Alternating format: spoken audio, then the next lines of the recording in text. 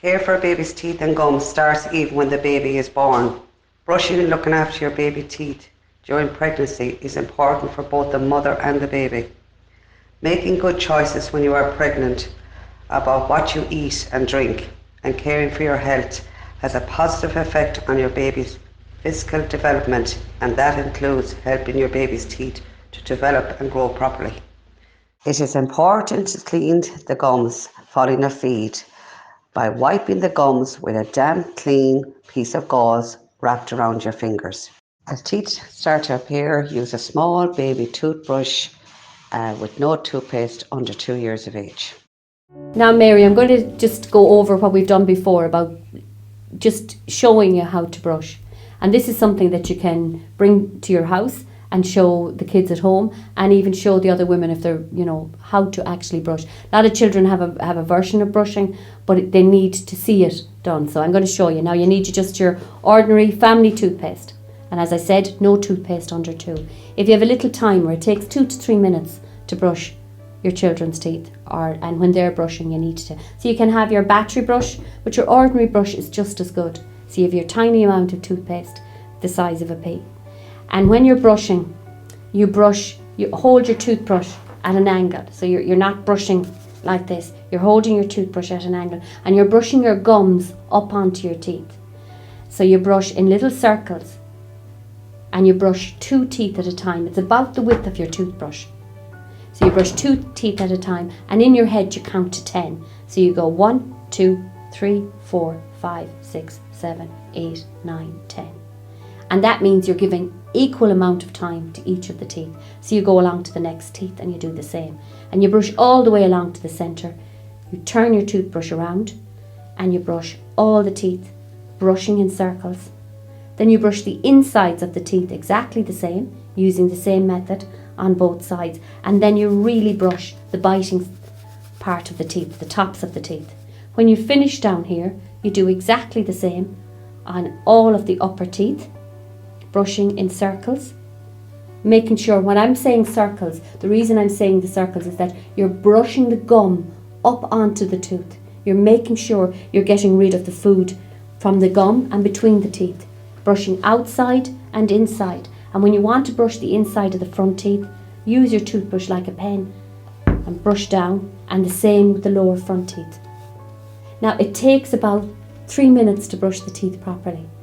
And as I said to you, under 8s need to help from their parents, and that's something that you should stress, that it's important that the teeth are brushed by the parent, because they really can't get into these teeth at the back. It's bought in any of the shops as long as it has a small head and the brush is standing straight up, and that it's soft to medium, and that you brush at a little angle, brushing the gums up onto the teeth.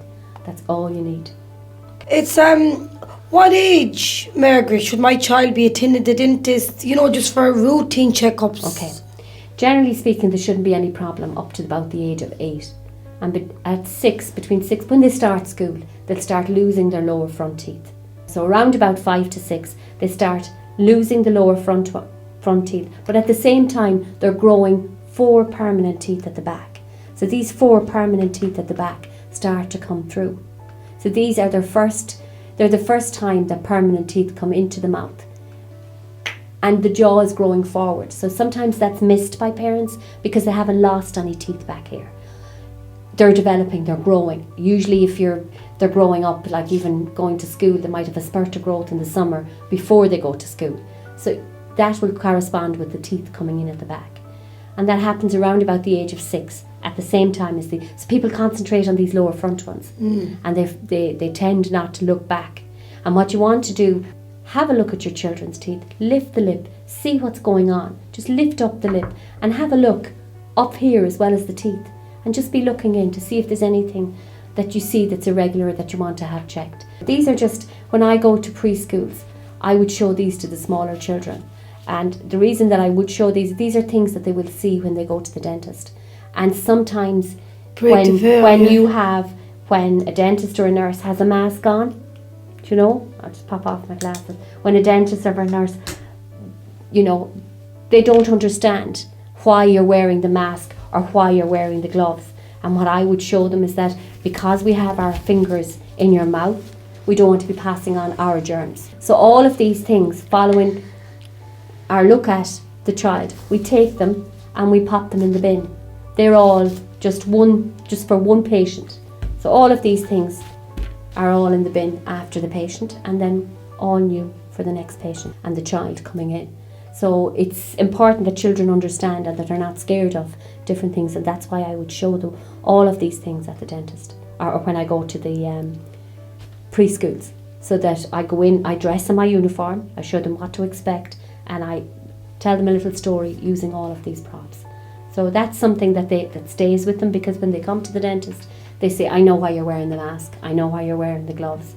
You know, Margaret told us all about the mirror, and that's why we And you get them at the early years. We get them at the early years, yeah. and you create new habits. We also get them to wear the little shades because of the light that we have.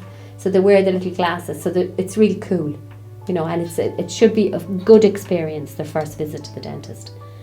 That's why it's important that they come for their school checks, and that you make them aware that the forms go out, and that they should be looking for those forms. You need to be looking for them in the bag, asking for them and sending them back in, you know. And if there's any difficulty filling in the form, There's no problem about that at all. All they need to do is contact the office, or the teacher can make a note. It's important that it's not just, that the dentist isn't just regarded as you go when you have bother.